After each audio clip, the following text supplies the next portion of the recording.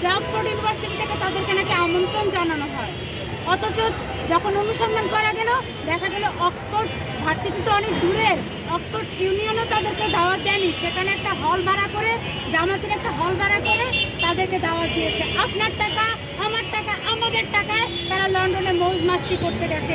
এই সকল জঙ্গিদের কারণে ভারতের কতিপয় কিছু নেতা তারা এখন পুশিং করার চেষ্টা করছে। কারণ আমরা যে বলেছি, আমাদের এই জঙ্গিরা যে বলেছে সেভেন সিস্টার দখল করবে, সেই দিনও তো এক বক্তব্যে 501 নম্বর রুমের যে হুজুর, সে হুজুর বলেছে ভারতকে ভেঙে কয়েক টুকরা করে দিবে।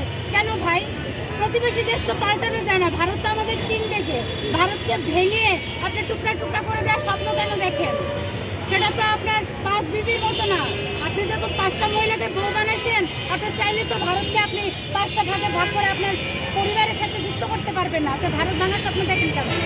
ভারত ভেঙে টুকরা টুকরা করার প্রয়োজন নাই।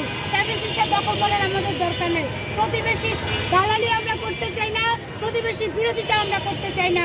প্রতিবেশীর সাথে সুসম্পর্ক বজায় রাখতে হবে, কারণ প্রতিবেশী কখনো পাল্টানো যায় না।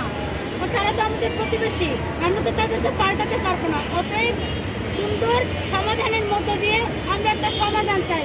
পুশিং করে মানুষকে কষ্ট দিবেন, কয়েকদিন পর পর ফেলানির মতো লাশ ঝুলবে, ওই কাটা তার দিয়ে চোরাচালান হবে, মাদকদ্রব্য আপনারা আমাদের দেশে পাঠাবেন, আমরা এটা চাই না। আমরা চাই সীমান্তে শান্তি, আমরা চাই ভারত ভারতের মতো চলবে, বাংলাদেশ বাংলাদেশের মতো চলবে। ভারতের একজন বলেছেন যে ভারতের সাথে বাংলাদেশকে যুক্ত করে তারা নাকি বিশ্ব জয় করতে চায়।